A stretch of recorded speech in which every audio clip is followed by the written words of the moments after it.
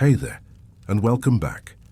Tonight we're stepping away from the familiar world and crossing the threshold into ancient Egypt, into a realm where the living and the dead existed side by side, where the journey didn't end with the final breath, but merely transformed into something else entirely. We're venturing into the domain of one of the oldest and most enigmatic deities the ancient world ever knew, a god who stood at the very edge of existence itself, watching over the transition from life to death with patient, unwavering vigilance. This is the story of Anubis, the jackal-headed god of embalming, the guardian of tombs, the guide of souls, and the keeper of secrets that lay hidden in the shadowed halls of the afterlife. If you're new here to Mythic Dreamscapes, this is where we explore the legends, myths, and folklore from across the world in a relaxed, hopefully soothing way. If this style of storytelling helps you unwind or drift off to sleep, I'd truly appreciate it if you'd hit that like button and subscribe to the channel, but only if it genuinely brings you some peace or comfort. No pressure, just an invitation to join this little community of myth lovers and late-night wanderers. And I'm always curious, where in the world are you listening from right now? What time is it where you are? Drop a comment below. There's something oddly comforting about knowing we're all scattered across the globe, yet here together, sharing these ancient tales in the quiet hours. So settle in, get comfortable, dim the lights if you haven't already, let the modern world fade into the background. Tonight, we're traveling back more than 5,000 years to the banks of the Nile, to a civilization that built monuments that still stand today, that developed one of the most sophisticated understandings of death and the afterlife that humanity has ever conceived. And at the heart of that understanding, watching over every soul that made the journey from this world to the next, stood Anubis.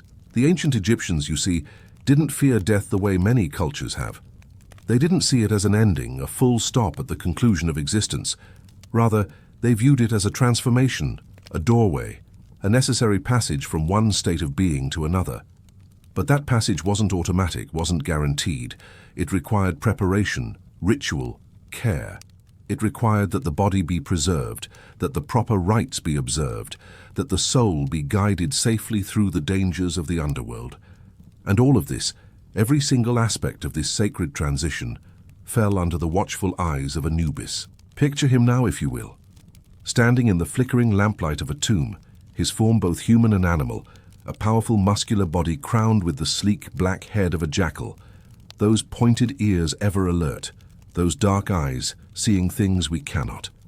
In his hands he might hold the scepter, a staff that represented dominion and power, or perhaps the ankh, that looped cross that symbolized eternal life itself. His skin, rendered in the deepest black, wasn't meant to be realistic. The real jackals and wild dogs that prowled the desert edges near the cemeteries were tawny brown, dust-colored, blending with the sand. But Anubis was painted black, for reasons that went far deeper than mere representation. That black represented many things to the ancient Egyptians. It was the color of the rich, fertile soil left behind after the Nile's annual flood, the soil that brought life and abundance to the desert. It was the color of the body after it had been treated with natron and resins during mummification, that dark, preserved state that would allow it to last for eternity. It was the color of regeneration, of rebirth, of the mysterious transformative power of death itself. Anubis, rendered in this sacred black, embodied all of these meanings. He was death, yes, but death as transformation rather than destruction. Death as the necessary precursor to eternal life. Now, before we get too deep into his roles and responsibilities, let's step back and ask the obvious question. Where did Anubis come from? How did an Egyptian god associated with jackals and death become one of the most important, most widely worshipped deities in ancient Egyptian history? The answer, as with so many things in ancient Egypt, is found in the practical realities of life and death along the Nile. In the very earliest periods of Egyptian civilization, back in what archaeologists call the pre-dynastic period, somewhere around 6,000 to 3,150 years before the Common Era, the people of the Nile Valley were still figuring out how to handle their dead. The desert that bordered the fertile river valley seemed like the perfect place. It was dry, sacred, apart from the living world. So they buried their dead in shallow graves in the sand, hoping the dryness would preserve the bodies naturally. But there was a problem, a rather grim practical problem. Wild dogs and jackals, scavengers by nature, would roam the edges of these burial grounds, especially at night. They were attracted by the scent of death, and they would dig up these shallow graves, disturbing the bodies, sometimes dragging them away to be consumed. For people who believed that the preservation of the body was essential for the soul's survival in the afterlife, this was nothing short of catastrophic. The body, they believed, was the home to which the soul would return. Without it, without its preservation, the deceased would be lost forever, wandering, unable to reach the paradise that awaited them. So what did they do? They couldn't simply post guards at every grave. They couldn't keep the wild animals away through force alone. Instead, they did something rather brilliant, something that speaks to the Egyptian genius for turning problems into divine solutions. They deified the very animals that threatened their dead. If a jackal could destroy the body, then a jackal god could protect it. By making the scavenger sacred, by elevating it to divine status, they transformed it from a threat into a guardian. This, scholars believe, was the birth of Anubis, or at least the very earliest form of the god who would become Anubis. The earliest evidence we have of Anubis comes from the first dynasty of Egypt, around 3150 to 2890 years before the Common Era. His image appears on tomb walls from this period, already showing him in his characteristic jackal form, already showing him as a protector of the dead. But here's what's fascinating. For him to already be appearing on royal tomb walls, to already be invoked for protection, he must have had an established cult, an established following before this period. Gods don't just spring up fully formed and immediately get carved into royal tombs. They develop over time through generations of worship and belief.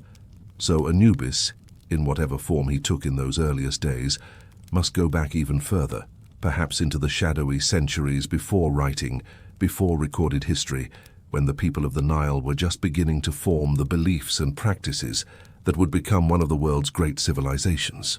His name itself is revealing. Anubis is actually the Greek version of his Egyptian name. The ancient Egyptians knew him as Anpu or Inpu. The root of this name is fascinating. It seems to be related to the word imp, which means to decay. Now that might sound morbid to modern ears, but think about what decay meant in the context of ancient Egyptian beliefs. Decay was what happened when a body wasn't properly preserved, when it wasn't protected, when the rituals weren't performed correctly.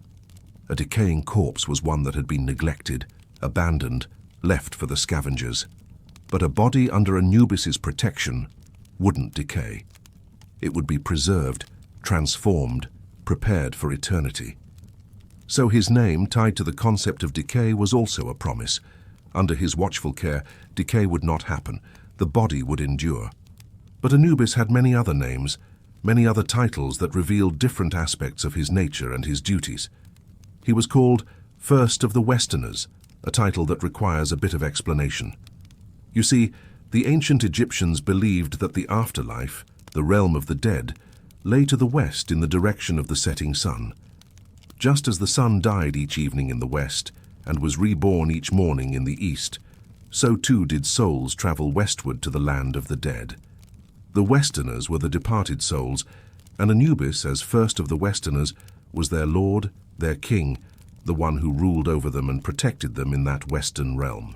He was also known as Lord of the Sacred Land, referring to the desert necropolises, those vast cities of the dead that sprawled across the western desert. He who is upon his mountain, a title that evoked the image of Anubis standing atop the cliffs that overlooked the burial grounds, watching, ever vigilant, ready to descend and protect the tombs from those who would desecrate them. Master of secrets, because who better to know the mysteries of death and what lay beyond than the God who guided every soul through that transition?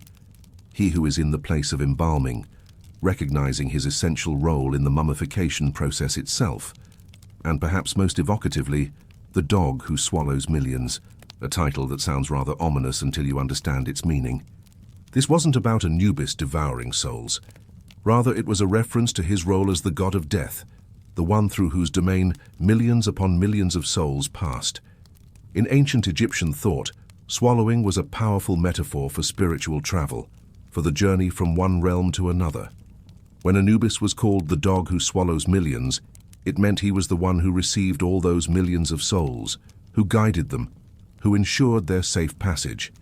It was actually a title of reverence, acknowledging the magnitude of his responsibility and the number of people who depended on his guidance.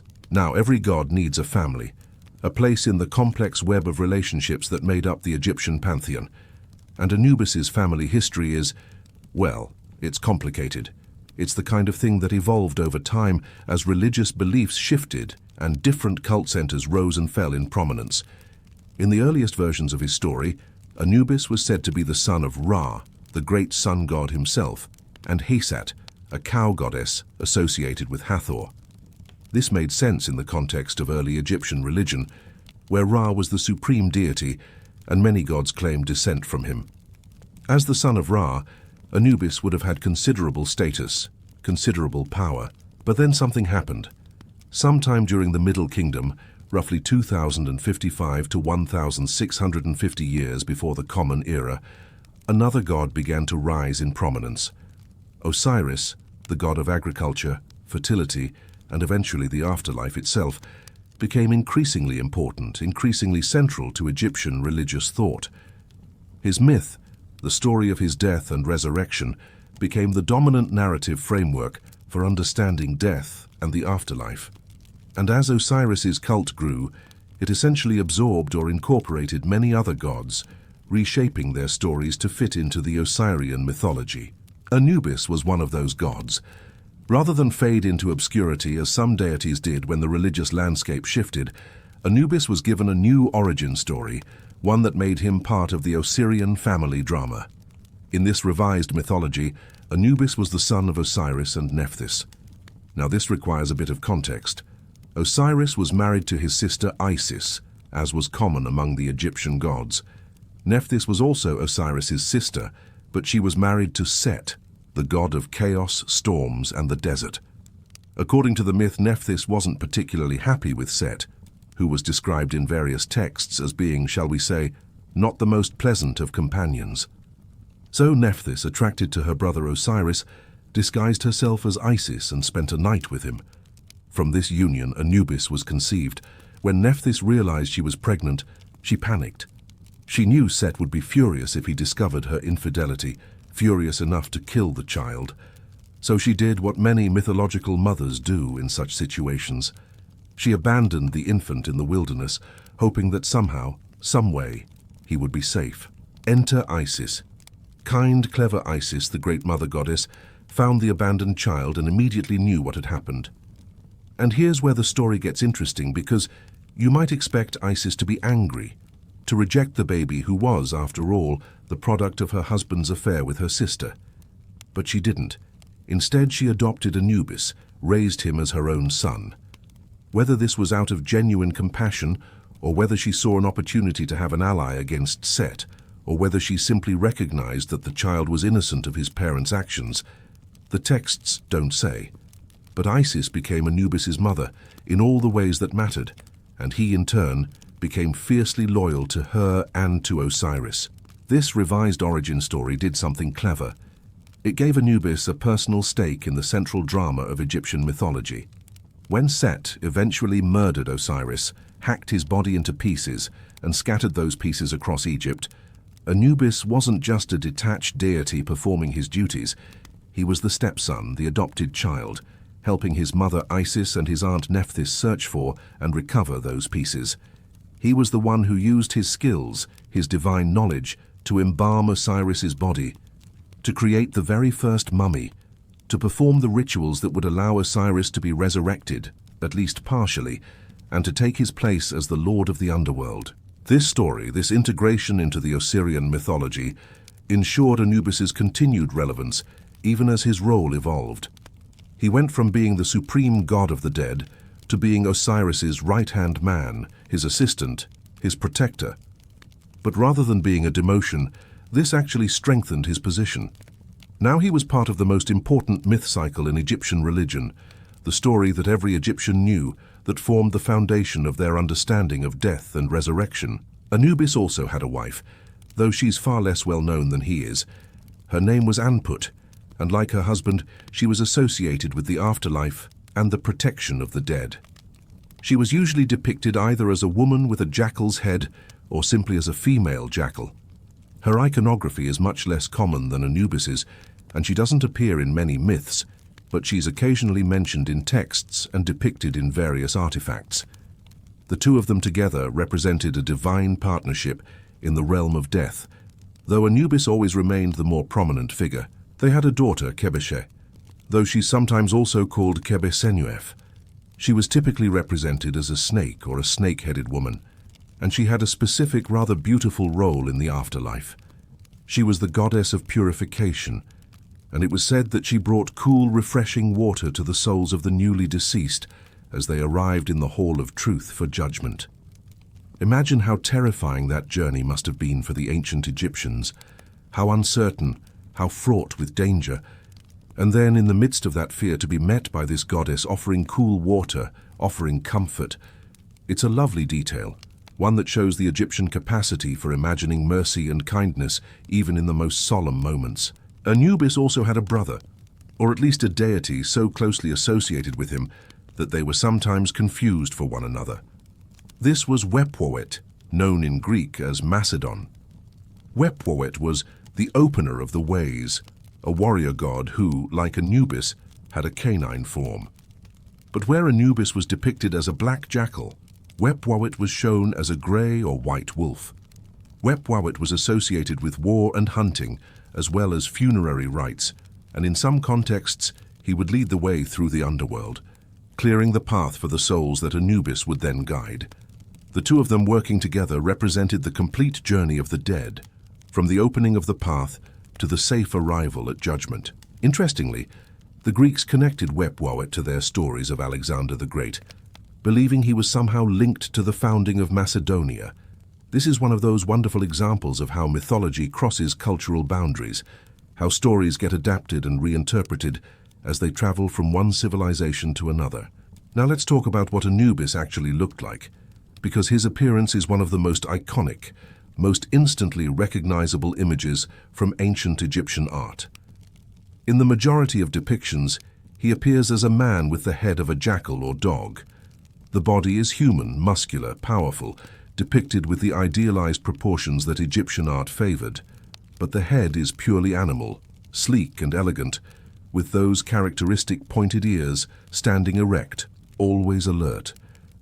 The head is almost always rendered in deep black, though occasionally you'll see golden accents, particularly in later periods when his solar associations were emphasized. The black coloring, as we've discussed, carried multiple layers of meaning. It represented the fertile soil of the Nile, the discoloration of the mummified body, the mystery and power of death itself, and the promise of rebirth and regeneration. But there's another practical reason for the black color that's worth mentioning. The natron salt used in the mummification process, combined with the resins and oils that were applied to the wrapped body, would turn the mummy a dark, almost black color. So when Egyptians looked at Anubis, they were seeing a reflection of their own dead, preserved and protected for eternity. In some depictions, particularly in the very earliest periods and on certain ceremonial objects, Anubis appears not as a man with a jackal's head, but as a complete jackal or dog. These statues show him in a recumbent position, lying down with his head up and his ears erect, forever watchful. This pose, this form, was often used for statues that were placed on top of sarcophagi or at the entrances to tombs, literal guardians keeping watch over the dead.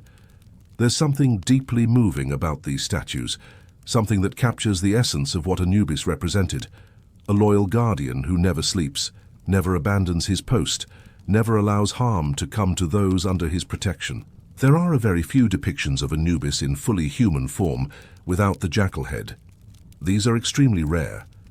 One example was found in a chapel dedicated to Ramesses II at Abydos. Why he was shown in human form in this particular context, we don't know. Perhaps it was to emphasize a particular aspect of his divinity, or perhaps it was simply an artistic choice by the craftsman who decorated that chapel.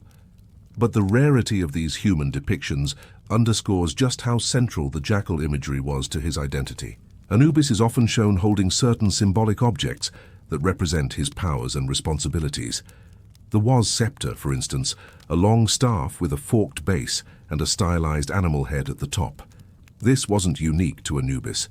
Many Egyptian gods and pharaohs are shown holding this scepter, and it represented power, dominion, and authority. When Anubis held it, it symbolized his authority over the realm of death, his power to protect the dead and to ensure proper funeral rites were observed. He's also frequently depicted holding the ankh, that looped cross that's become one of the most famous symbols of ancient Egypt. The ankh represented eternal life, and when Anubis held it, the message was clear. He wasn't a god of death in the sense of endings and oblivion. He was a god of death as transformation, as the gateway to eternal life. He held the key, quite literally, to immortality. Sometimes you'll see him holding a flail, another royal symbol that represented authority and the power to both punish and protect. And occasionally, he's shown with the immute fetish, a stuffed headless animal skin tied to a pole and placed in a pot. This strange object was closely associated with the embalming process and was often present in scenes of mummification. Its exact significance is somewhat mysterious, one of those ritual objects whose meaning was probably clear to the ancient Egyptians, but has become somewhat obscure to us. But its association with Anubis was strong enough that one of his titles was "He who is in the place of embalming," a direct reference to this fetish and the sacred space where bodies were prepared for eternity.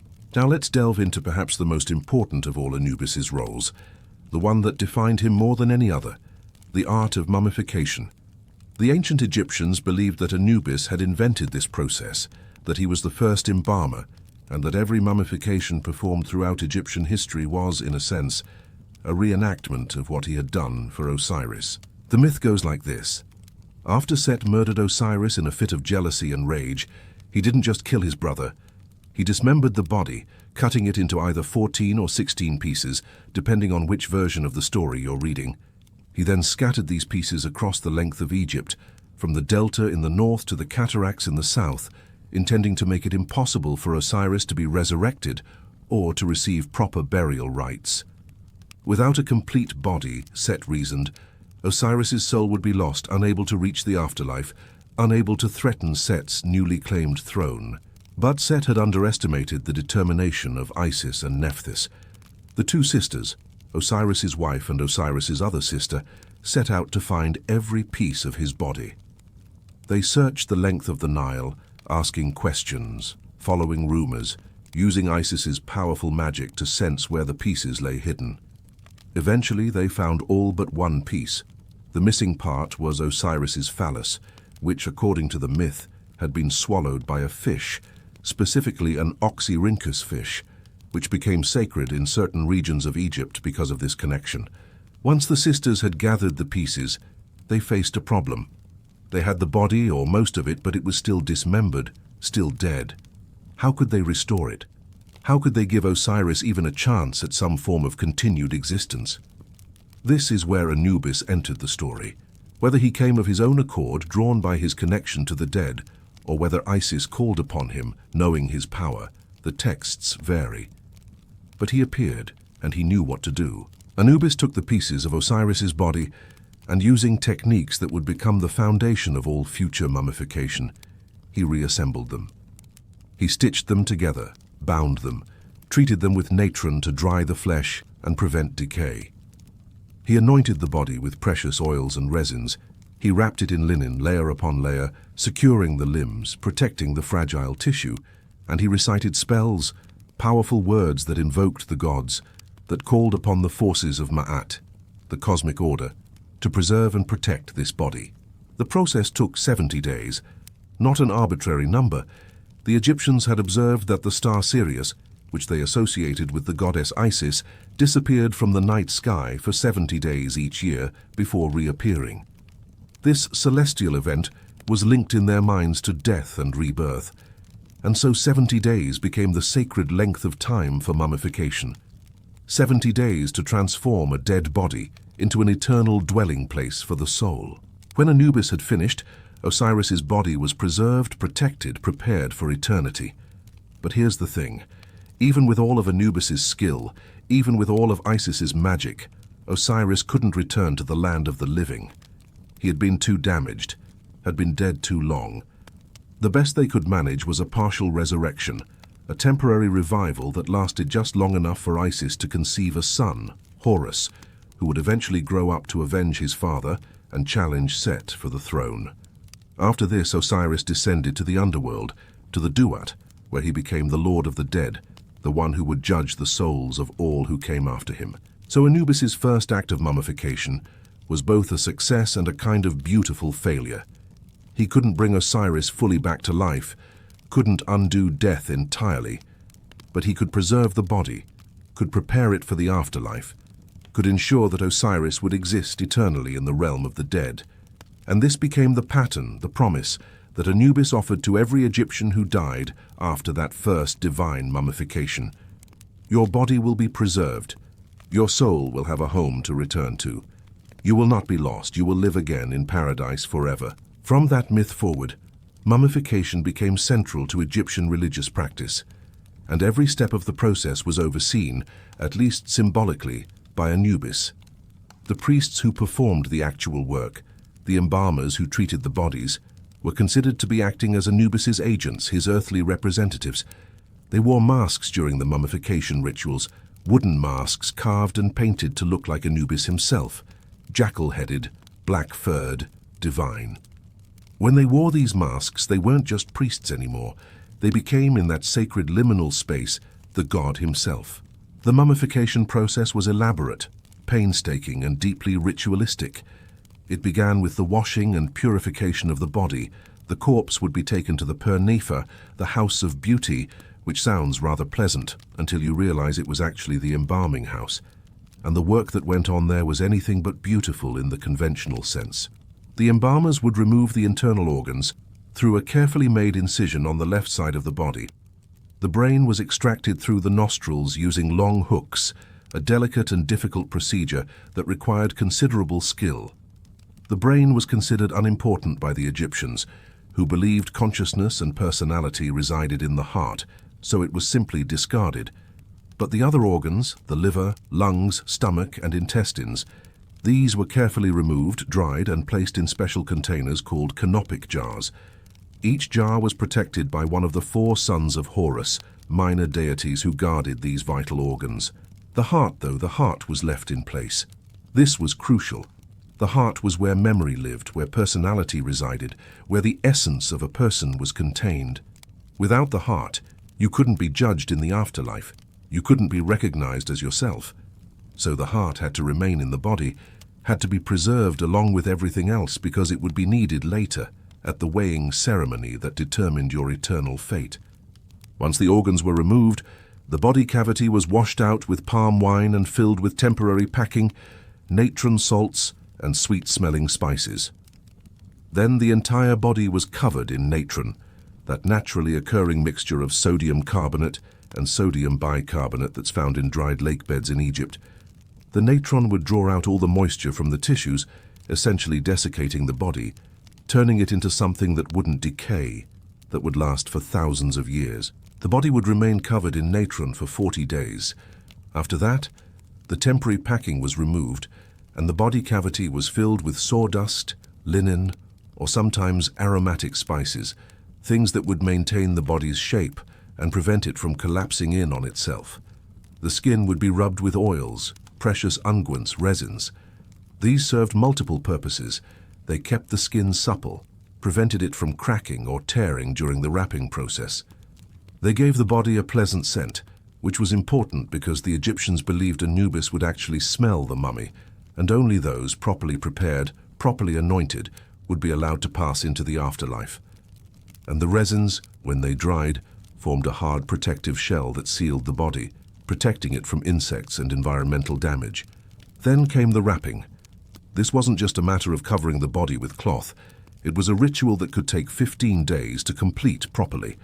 The embalmers would wrap each finger and toe individually, then the limbs, then the torso, layer upon layer of linen. Between the layers, they would place amulets, small magical objects that offered protection and power.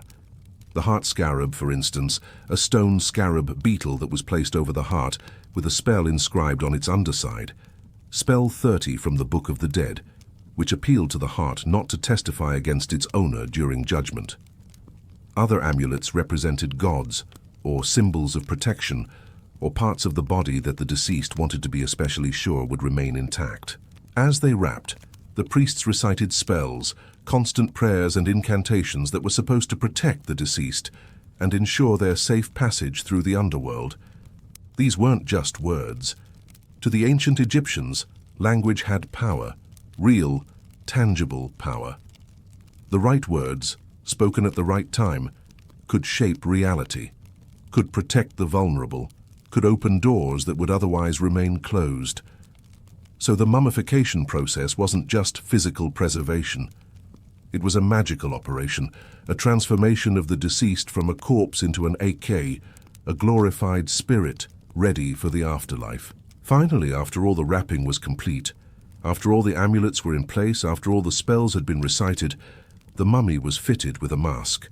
For royalty and the very wealthy, these masks were made of gold or gold-plated cartonnage, elaborate and beautiful, showing the idealized face of the deceased. For others, the masks were simpler, painted wood or molded linen, but they served the same purpose. They gave the deceased a face, a recognizable form, a way to be identified in the afterlife. The wrapped mummy would then be placed in a coffin, often nested inside one or more additional coffins, and finally in a stone sarcophagus. The coffin and sarcophagus would be decorated with spells and images, depictions of the gods, particularly Anubis, who was almost always shown tending to the body, protecting it, watching over it. These images weren't just decorative, they were meant to be real, to actually invoke the god's presence, to ensure his continued protection even after the tomb was sealed. Speaking of sealing the tomb, this leads us to another of Anubis's crucial roles, his function as the guardian of the necropolis, the protector of tombs and cemeteries. One of his most evocative titles was "He who is upon his mountain." Imagine this scene. The burial grounds were typically located on the western edge of the Nile Valley, where the desert began, where the cliffs rose up toward the setting sun. At night, when the moon rose and the desert cooled, wild jackals and dogs would come down from those cliffs, prowling the edges of the necropolis, their eyes gleaming in the darkness. The ancient Egyptians, seeing these animals on the heights, silhouetted against the night sky, watching over the tombs, imagined Anubis standing there. He wasn't a distant god dwelling in some unreachable heaven.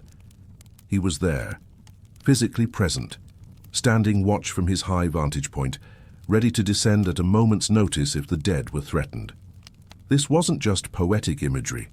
The Egyptians genuinely believed that Anubis was actively guarding the tombs, that his divine presence deterred grave robbers and evil spirits, that he would punish anyone who dared to disturb the resting places of the dead. Tomb robbery was a serious concern in ancient Egypt, and not just because of the value of the grave goods that were buried with the deceased. The Egyptians believed that disturbing a tomb, damaging a mummy, destroying the funerary equipment, all of these acts could harm or even destroy the soul of the deceased. They were in effect a kind of murder, a way of killing someone who was already dead. So the penalties for tomb robbery were severe, and the supernatural consequences were even worse. If you robbed a tomb, you weren't just risking punishment from the authorities, you were risking the wrath of Anubis himself. In the Valley of the Kings, where the pharaohs of the New Kingdom were buried in elaborate rock-cut tombs, many of the door seals bore an image of Anubis subduing 9 bound prisoners. The 9 bows, they were called, representing the traditional enemies of Egypt. But these weren't just political enemies. They represented anyone who would threaten the dead, anyone who would violate the sanctity of the tomb. Anubis, shown conquering these enemies, trampling them beneath his feet, was a promise and a warning. A promise to the deceased that they would be protected, and a warning to anyone who might consider disturbing them that they faced not just human justice, but divine vengeance. According to some myths, Anubis commanded an army of messengers or demons, supernatural beings who roamed the earth looking for those who had violated burial customs or desecrated tombs. These beings would inflict suffering and death on the guilty, ensuring that the natural order was maintained, that the dead were respected and protected. Whether the Egyptians literally believed in this army, or whether it was understood more metaphorically as the inevitable consequences of breaking sacred laws, we can't be entirely sure. But the stories existed, and they served their purpose, instilling a healthy fear of disturbing the dead. There's a wonderful myth, recorded sometime in the first millennium before the Common Era, that illustrates Anubis's role as protector of Osiris's body specifically. According to this tale, Set, still trying to destroy his brother even after death, tried multiple times to steal or damage Osiris's mummified remains. In one attempt, Set disguised himself as a leopard, thinking that by taking animal form, he could sneak past whatever defenses protected the body. But Anubis wasn't fooled. He caught Set in his leopard form and seized him. As punishment for this attempted desecration, Anubis took a red-hot iron brand and marked Set all over, burning spots into his skin. And this, according to the myth, is how the leopard got its spots. It's one of those delightful etiological tales, stories that explain why things in the natural world are the way they are. But it's also a story about Anubis's vigilance and his willingness to punish even other gods if they threatened the dead. The story doesn't end there. Set, being Set, didn't give up. He tried again, once more disguising himself, once more attempting to steal or destroy Osiris's body. And once more, Anubis caught him. This time, the punishment was even more severe. Anubis killed Set, flaying the skin from his body and setting the corpse ablaze. Then, in a move that's both gruesome and symbolically powerful, Anubis wore Set's flayed skin as a cloak, a warning to anyone who would threaten the dead. He marched into Set's camp wearing this bloody trophy, and with a single slash of his sword, decapitated Set's entire army. According to the myth, this battle took place in the 18th nome of Upper Egypt, a region where a reddish mineral in the soil makes the land appear stained with blood. The Egyptians saw this red earth as proof that the story was true, that Anubis had indeed slaughtered Set's army there, and the land still bore the marks of that divine violence. It's a vivid, powerful tale, one that emphasizes Anubis's absolute commitment to protecting the dead and his willingness to use overwhelming force against anyone who threatened them. Now, having protected the body through mummification and guarded it in the tomb, Anubis's work still wasn't finished, because the ancient Egyptians didn't believe that death was the end of the journey. In fact, in many ways it was just the beginning. After death, the soul, or rather the various aspects of the soul that the Egyptians recognized, would embark on a perilous journey through the Duat, the underworld, a realm of darkness and danger, of demons and obstacles, of tests that had to be passed before one could reach the paradise that lay beyond. This journey was fraught with danger. The Book of the Dead, that collection of spells and instructions that was often buried with the deceased, is full of descriptions of the perils that awaited. There were gates that had to be opened, guardians who demanded passwords, demons who would try to devour the unwary soul. There were rivers to cross, deserts to traverse, regions of fire and ice and darkness.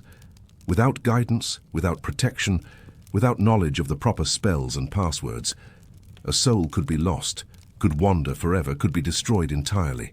And this is where Anubis stepped in again, taking on the role of psychopomp, a Greek word meaning guide of souls. He would meet the newly deceased at the moment of death, or shortly thereafter, and would escort them on this dangerous journey. He knew the way, he knew the passwords, he knew how to navigate the perils of the Duat. With Anubis as their guide, the dead could travel safely, could avoid the worst dangers, could reach the Hall of Mayat, where their final judgment would take place. The Greeks, when they encountered Egyptian religion, immediately recognized the similarity between Anubis and their own Hermes, who also served as a guide of the dead, escorting souls to the underworld. During the Ptolemaic period, when Egypt was ruled by Greek pharaohs, the two deities were merged into a composite god called Hermanubis, shown sometimes as Hermes with a jackal's head, sometimes as Anubis with Hermes's attributes like the caduceus or winged sandals. This syncretism, this blending of Greek and Egyptian religious traditions, shows how universal the concept of a psychopomp was, how deeply humans across cultures have felt the need for a divine guide to help souls navigate the transition from life to death. The culmination of this journey, the moment that would determine the soul's eternal fate, was the weighing of the heart ceremony. This is perhaps the most famous scene from ancient Egyptian funerary art, depicted countless times on papyri, on tomb walls, on coffins and sarcophagi. And at the center of this scene, overseeing the entire procedure with unwavering attention, stood Anubis. The ceremony took place in the Hall of Ma'at, sometimes called the Hall of Two Truths, a vast chamber where Osiris sat enthroned as the judge of the dead, surrounded by a council of 42 gods who served as witnesses and assessors. The newly deceased would enter this hall probably terrified, probably uncertain of what awaited them, and would face judgment. But this wasn't judgment in the sense that we might understand it today, with lawyers and arguments and deliberation. The ancient Egyptians believed that truth was something that could be measured, quite literally, on a scale. They believed that the heart, the seat of consciousness and memory, bore the weight of a person's deeds. A life lived justly, in accordance with Ma'at, would result in a light heart. A life of cruelty, deceit, and injustice would weigh the heart down with guilt and sin. So the test was simple, at least in concept. The deceased's heart would be removed from their chest and placed on one pan of a large scale. On the other pan would be placed a feather, a single ostrich feather that represented Ma'at herself, the goddess of truth, justice, and cosmic order. If the heart and the feather balanced, if they weighed exactly the same, then the deceased was judged to be worthy, to be just, to be in harmony with Ma'at. They would be allowed to pass through to the afterlife, to the field of reeds, a paradise that was basically an idealized version of Egypt, where they would live forever in peace and abundance. But if the heart was heavier than the feather, if it was weighed down by sin and wrongdoing, then the consequences were catastrophic. The heart would immediately be devoured by Amit, a terrifying demon goddess who crouched beside the scales, always hungry, always waiting. Amit was a composite creature, part crocodile, part lion, part hippopotamus, the three most dangerous and feared animals in ancient Egypt, all combined into one nightmare being. If she devoured your heart, you ceased to exist. Not sent to a hell, not condemned to eternal torment, but simply erased, your soul destroyed, your existence ended forever. The Egyptians called this the second death, and it was the worst fate they could imagine, worse than any amount of suffering because it meant absolute annihilation. So the weighing of the heart ceremony was the most crucial moment in a person's entire existence, living or dead. Everything came down to this. Had you lived well? Had you been just? Had you followed Ma'at? Your entire eternal fate hung in the balance, quite literally. And Anubis's role in this ceremony was absolutely central. He was the one who operated the scales, who placed the heart in one pan and the feather in the other. He watched the balance with absolute focus, making sure the scales were level, making sure there was no trickery, no deception. He would kneel beside the scales, steadying them, his hands touching the balance, ensuring perfect accuracy. Some depictions show him adjusting a plumb bob, a weight on a string that hung from the crossbar of the scales, making sure everything was perfectly calibrated. Why Anubis? Why was he the one entrusted with this crucial task? Because he was impartial. He wasn't moved by pity or by cruelty. He didn't favor the rich over the poor, the powerful over the weak. He simply ensured that the weighing was done correctly, that the truth was revealed, that justice was served. In a system where everything depended on accurate measurement, Anubis was the ultimate technician, the divine expert whose skill and fairness could be absolutely trusted. Standing beside Anubis was usually Thoth, the ibis-headed god of wisdom, writing, and magic.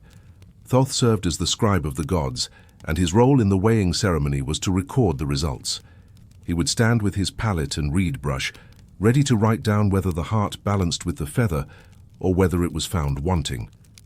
His presence added another layer of impartiality to the proceedings.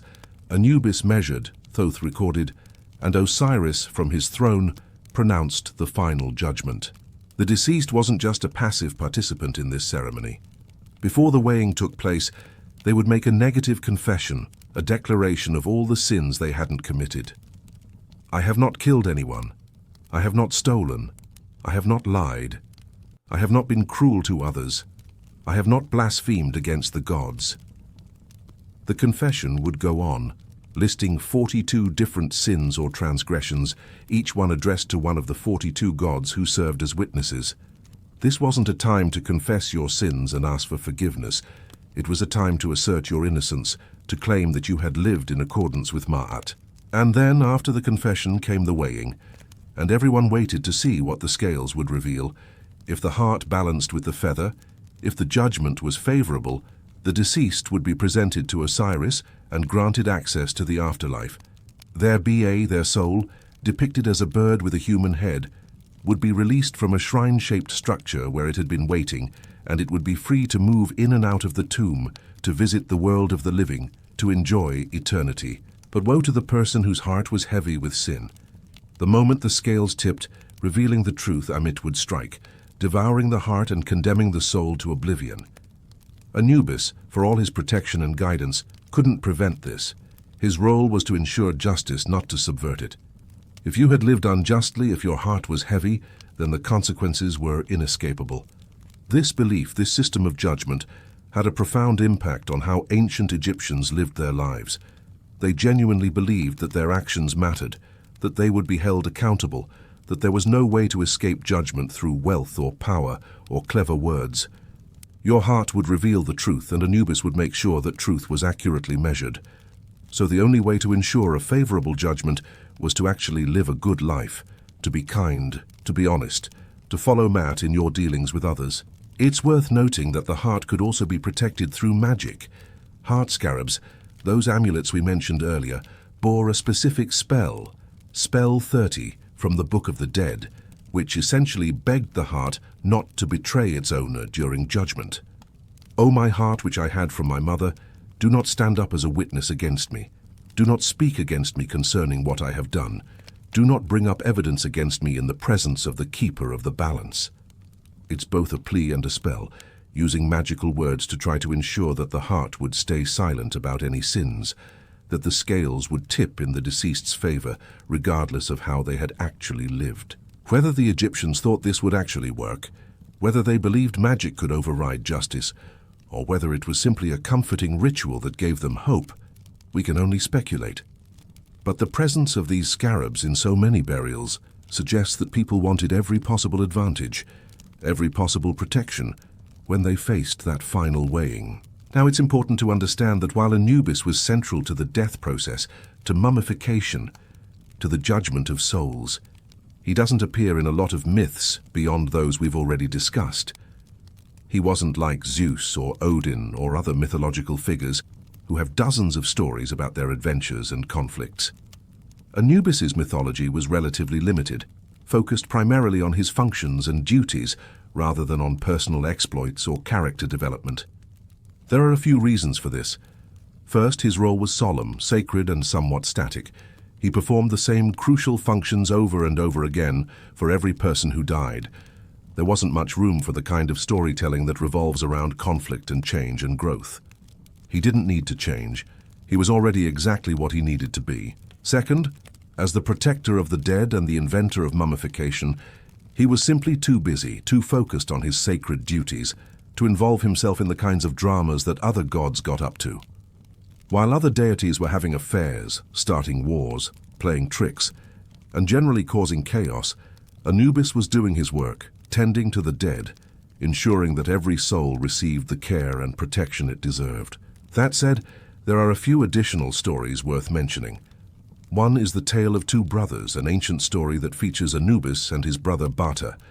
In this tale, which seems to be older than the Osirian mythology and exists somewhat independently of the main Egyptian mythological cycles, Anubis and Bata live together, and Bata works on Anubis's farm. One day, Bata encounters Anubis's wife, and she tries to seduce him.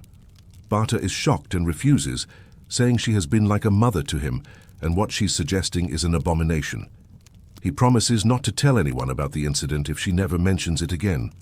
But the wife, afraid that Bata will tell Anubis what happened, decides to lie first. She tells Anubis that Bata tried to seduce her, that he was the one who propositioned her. Anubis, furious, prepares to kill his brother. But Bata, who has been warned by supernatural means that his brother is coming for him, flees and calls upon Ra for help. Ra creates a river full of crocodiles between the two brothers, preventing Anubis from reaching Bata. From this safe distance, Bata explains what really happened, and to prove his innocence, he mutilates himself in a rather dramatic fashion. Anubis, realizing the truth, returns home and kills his unfaithful wife. The story goes on from there, becoming increasingly strange and involving transformations and reincarnations. But the point of mentioning it here is to show that Anubis was imagined as having a life, relationships, emotions, beyond just his divine functions. He could be deceived.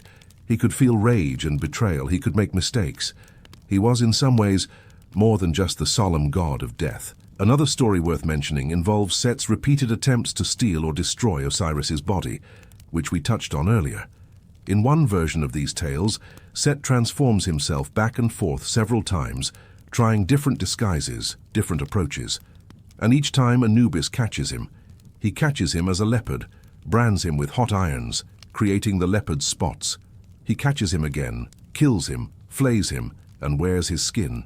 He catches him a third time and slaughters his entire army in the 18th nome, staining the red earth with their blood.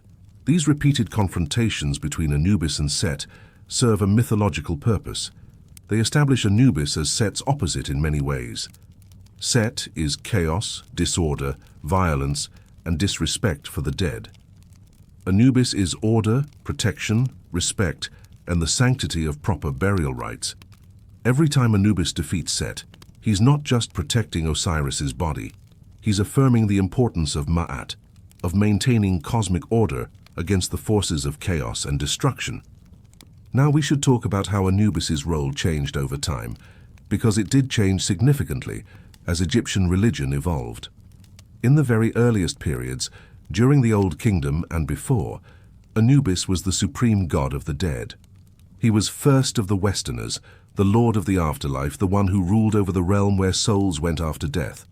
When people prayed for protection in the afterlife, they prayed to Anubis. When they wanted to ensure safe passage through the dangers of death, they invoked Anubis. But then, during the Middle Kingdom, Osiris's cult began to grow in power and prominence. The Osirian mythology, with its themes of death and resurrection, of injustice overcome, of eternal life earned through proper ritual and right living, resonated deeply with the Egyptian people. Osiris became increasingly central to Egyptian religious thought, and eventually, he essentially took over Anubis's role as the Lord of the Dead. This could have meant the end of Anubis's importance. Many gods, when their primary functions were taken over by other deities, faded into obscurity, remembered only in old texts, no longer actively worshipped. But Anubis didn't fade.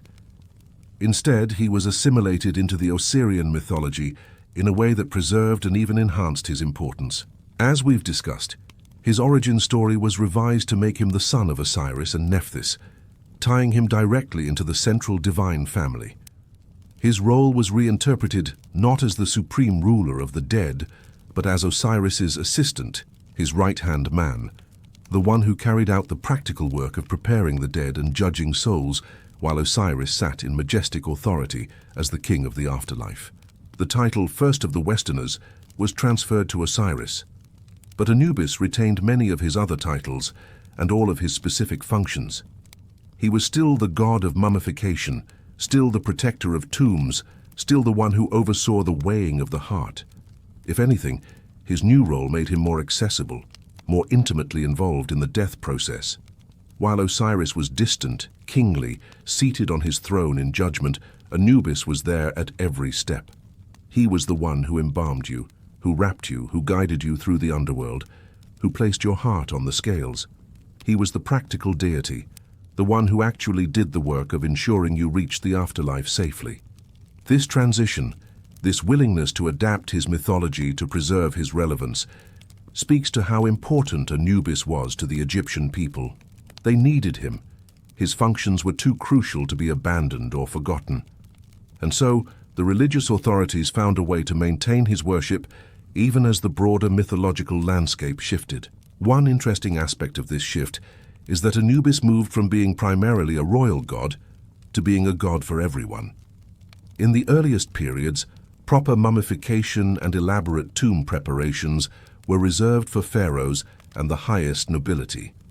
Common people might be buried in simple graves with minimal ritual, but over time, as Egyptian society evolved, more and more people could afford at least basic mummification, could at least aspire to the kind of afterlife that had once been reserved for royalty. And as mummification became more widespread, Anubis's importance grew. He wasn't just the god of royal burials anymore. He was everyone's guide, everyone's protector, the deity that any Egyptian could call upon, regardless of their social status.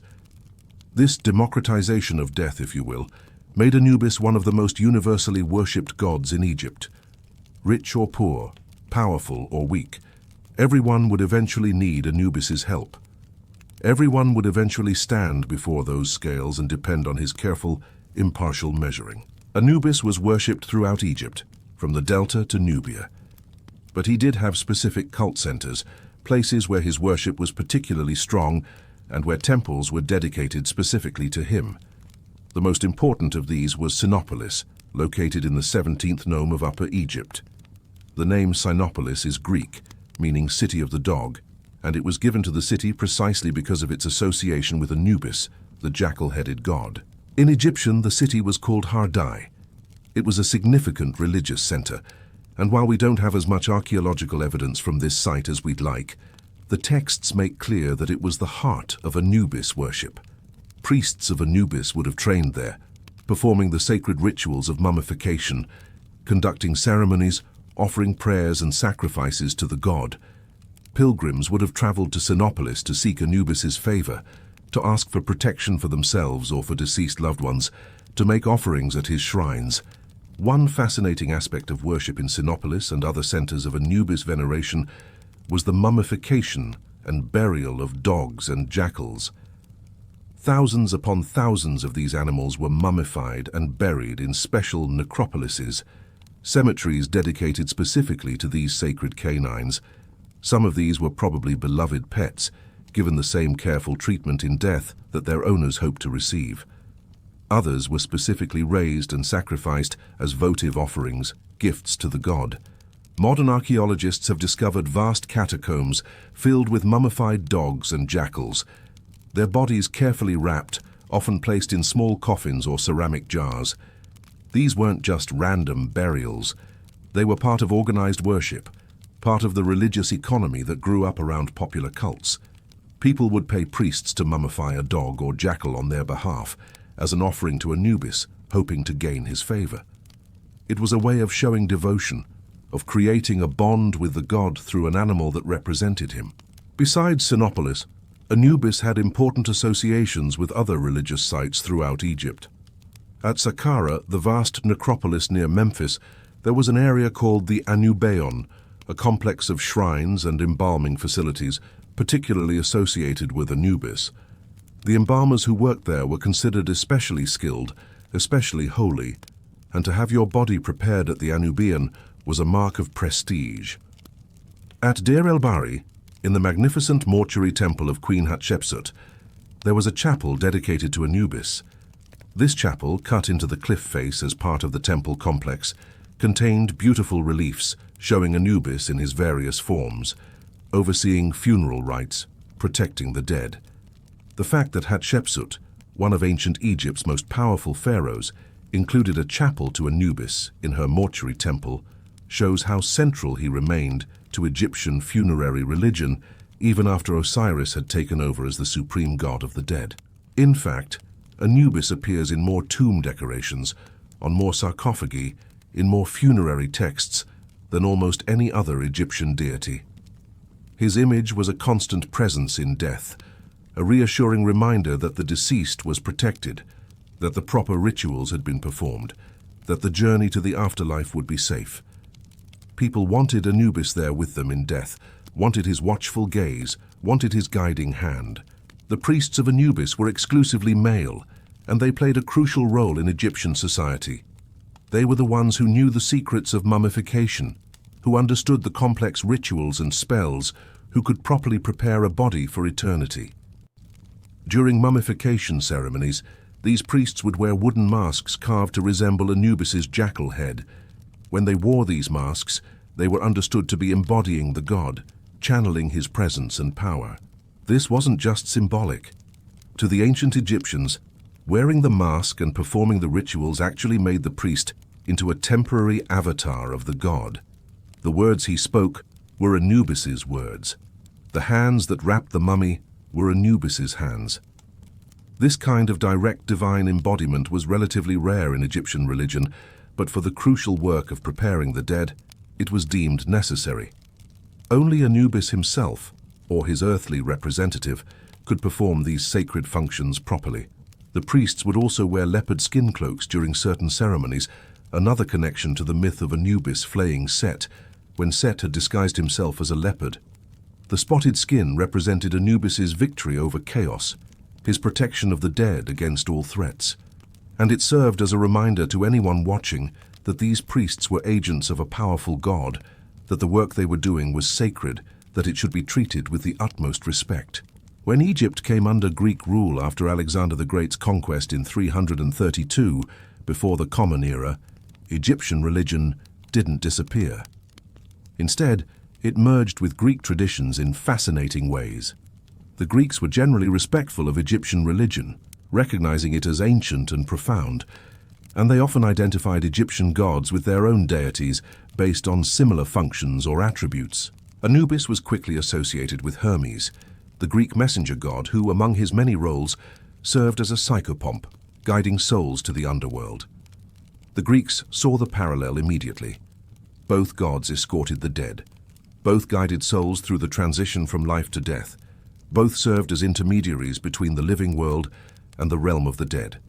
And so the two deities were merged into a composite god called Hermanubis. Depictions of Hermanubis are fascinating.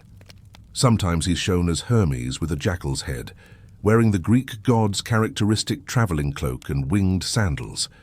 Other times he's shown as Anubis with Hermes's attributes, holding the caduceus, that staff with two snakes wound around it that was Hermes's symbol.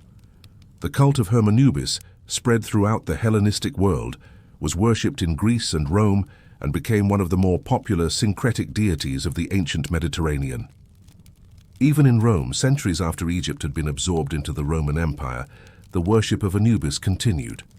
Roman soldiers stationed in Egypt often adopted the worship of Egyptian gods, and when they were transferred to other parts of the empire, they brought those gods with them.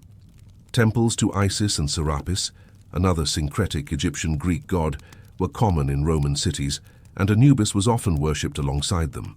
There's a wonderful description of a religious procession from the Roman writer Apuleius, dating to the 2nd century of the Common Era, nearly 400 years after the Ptolemaic period began. Apuleius describes a parade in honor of Isis, and among the gods being carried in the procession is Anubis, described as the messenger between the world above and the world below, still recognizable, still revered, still performing his ancient function of guiding souls between life and death. In Renaissance Europe, during the revival of interest in ancient Egyptian wisdom and Hermetic philosophy, Anubis appeared again, this time in alchemical texts and mystical writings. The alchemists, who saw their work as a kind of spiritual transformation as much as physical chemistry, were drawn to Egyptian symbolism, and Anubis, as a god of transformation, of death and rebirth, of guiding souls through difficult passages, became a figure of fascination. He appeared in alchemical drawings and texts, often associated with the nigredo stage of the alchemical process, the blackening, the death phase that preceded purification and rebirth. The Greeks also had an interesting way of invoking Anubis's authority. They would swear oaths by the dog, meaning by Anubis, using his name as a guarantee of truth. The philosopher Socrates in Plato's dialogues frequently swears by the dog, or by the dog of Egypt, appealing to Anubis as an arbiter of truth. This makes sense given Anubis's role in the weighing of the heart, where truth was literally measured. If you swore by Anubis, you were invoking a god who would know if you were lying, who would hold you accountable. It was a serious oath not to be taken lightly. Now, in modern times, there's sometimes a tendency to view death gods as evil, as sinister figures associated with darkness and malevolence. This largely comes from Christian associations between death and hell, between the underworld and damnation. But this is a fundamental misunderstanding of how ancient cultures viewed death deities. Anubis wasn't evil. He wasn't trying to hurt people or drag souls to damnation. He was a protector, a guide, a guardian. Think about it from an ancient Egyptian perspective. You've just died. You're disoriented, afraid, facing a journey through a dangerous underworld full of demons and obstacles. What you need isn't more threats. What you need is a guide, someone who knows the way, someone powerful enough to protect you, someone who will ensure you reach judgment safely, and that judgment is conducted fairly. That's what Anubis provided. Safety, guidance, justice, protection. The Egyptians didn't fear Anubis. They revered him. They were grateful for him. They prayed to him for protection, invoked his name in their spells, relied on him to see them safely through the most difficult transition they would ever face. His presence on tomb walls, on sarcophagi, and funerary texts wasn't meant to frighten. It was meant to comfort. It was a promise. I am here. You are protected. You will not be lost. In popular culture today, Anubis appears frequently, though often in ways that diverge significantly from his original mythology. In fantasy and science fiction, he's sometimes portrayed as a villain, an antagonist with supernatural powers connected to death and darkness. In the movie The Mummy Returns, for instance, the army of Anubis is a force of destructive warriors, which has nothing to do with his actual role in Egyptian mythology. Other depictions are more faithful to his original character. In Neil Gaiman's novel American Gods, Anubis appears as Mr. Jackal, a kindly funeral director who guides souls to the afterlife, which is much closer to his actual mythological role. In various video games and fantasy settings, he's often portrayed as a judge or guardian figure, which at least captures some aspect of his true nature. The popularity of Anubis in modern culture, even when the depictions aren't entirely accurate, speaks to the enduring power of his image. The jackal-headed figure, mysterious and ancient, has become shorthand for Egyptian mythology itself. He's instantly recognizable, even to people who know nothing else about ancient Egypt. And perhaps that's appropriate. After all, he was one of the most important, most universally worshipped deities in ancient Egyptian history. It's fitting that he remains iconic today. From an archaeological perspective, the evidence for Anubis worship is overwhelming. His image appears more frequently in ancient Egyptian art than almost any other deity. From the earliest dynasties through the Roman period, spanning more than 3,000 years, Anubis remained a constant presence in Egyptian religious life. That kind of longevity is remarkable. Many gods rose and fell in popularity, had their periods of prominence and then faded. Anubis endured. One of the most spectacular archaeological discoveries related to Anubis came from the tomb of Tutankhamun, discovered by Howard Carter in 1922. Among the thousands of objects packed into that small tomb was a life-size statue of Anubis in full jackal form. The statue shows Anubis lying down in his characteristic pose, head up, ears alert, painted black with gold accents, wearing a protective collar. The statue was placed on a portable sledge, suggesting it had been used in Tutankhamun's funeral procession, carried at the front of the procession to guide the young pharaoh to his tomb.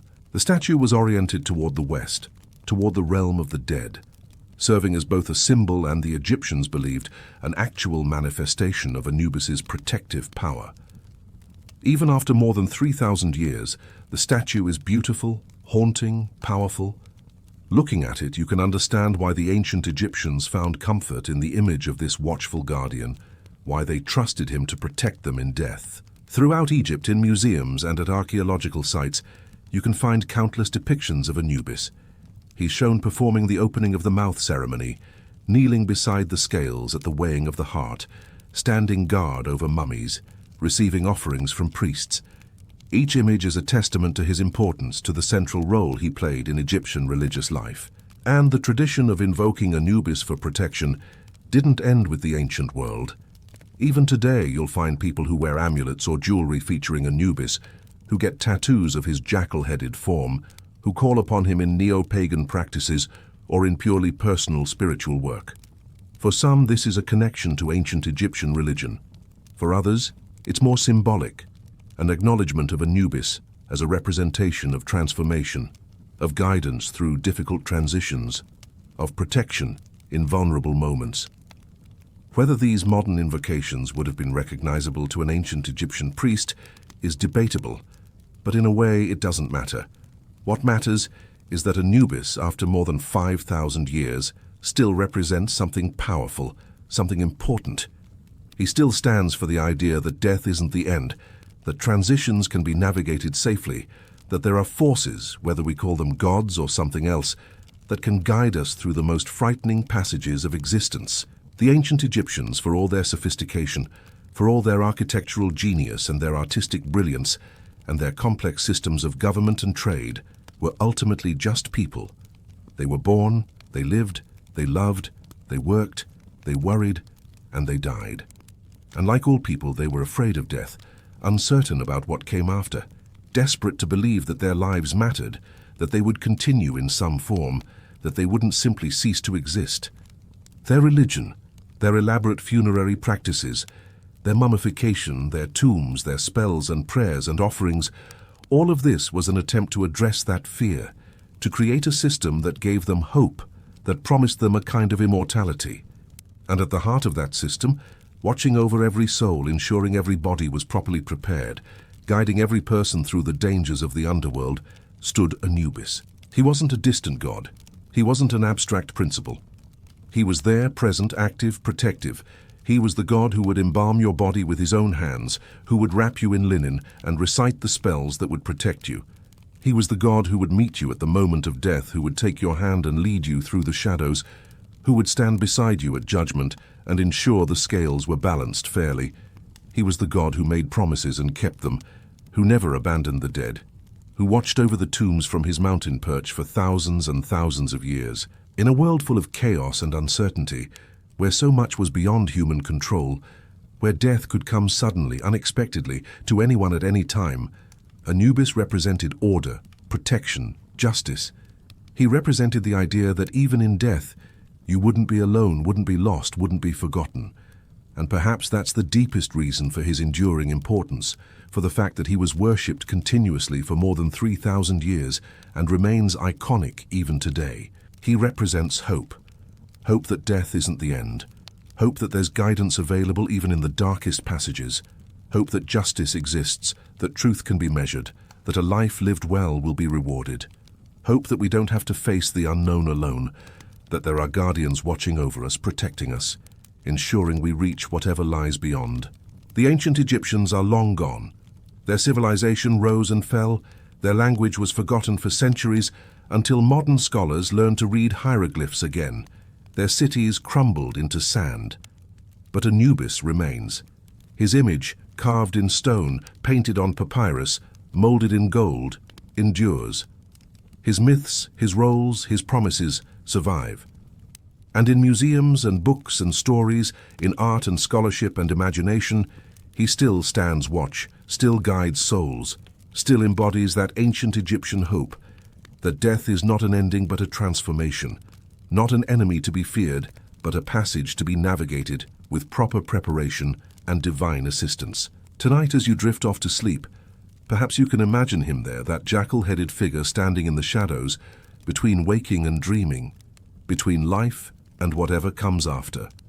Not frightening, not menacing, but watchful, protective, patient, waiting to guide you through whatever passages you must cross, whatever journeys you must make. The ancient Egyptians believed he was there, and they found comfort in that belief. Maybe we can too. So rest now. Sleep well. Let the weight of the day fall away. Let the worries and fears and uncertainties fade into the background. You're protected. You're guided. You're watched over by forces older than memory, by gods who have stood vigil through the rise and fall of civilizations, who remain constant even as everything else changes. Thank you for joining me on this journey through the myths and legends of ancient Egypt, through the story of Anubis, the guide of souls, the guardian of the dead, the protector who stands at the threshold between worlds.